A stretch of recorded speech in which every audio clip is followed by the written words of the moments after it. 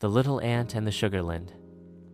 In a quiet forest under a fallen mango leaf lived Sema, a little ant with a big imagination. Every evening, after finishing her duties, Sema would gather the young ants and whisper legends of a magical land known only through scent trails and stories.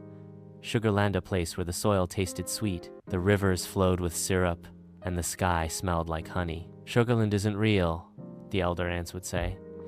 But Sema believed. She always had. One day, as a soft breeze carried the sweet aroma of something unfamiliar, Sema took it as a sign. With a satchel made of dried leaf and a crumb of biscuit for food, she set off alone, leaving behind her tunneled home and everything she knew. Her journey began through thick roots and mossy stones. She climbed blades of grass taller than trees, rode wind-blown petals like flying carpets, and crossed puddles that shimmered like tiny lakes. Along the way, she met strange and wonderful creatures.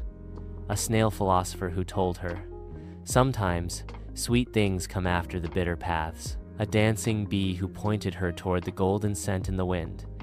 And a lonely sugar ant who once searched for Sugarland too but gave up. But Sema didn't stop. She faced hunger, rainstorms that felt like floods, and a near encounter with a broom-wielding human. But each challenge made her stronger.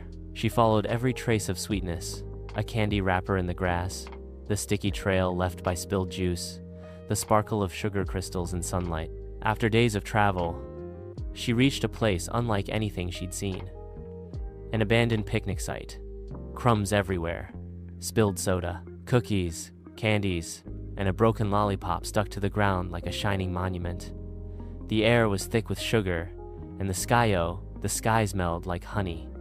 Sugarland, or at least, the closest thing to it. Sema stood still. It was everything she imagined. But as she filled her pouch with sweet treasures, something tugged at her heart. This place had no colony, no stories, no friends to share it with. She looked back at the trail she'd made, the way home. Sema didn't stay in Sugarland. Instead, she returned to her forest with sticky feet, a glowing heart, and just enough sugar to share. When she arrived, the young ants surrounded her in awe. "Did you find it?" "Yes," she smiled. "And I brought a piece for everyone." From that day on, Sugarland wasn't just a legend. It was real because someone believed enough to find it, and brave enough to bring its sweetness home.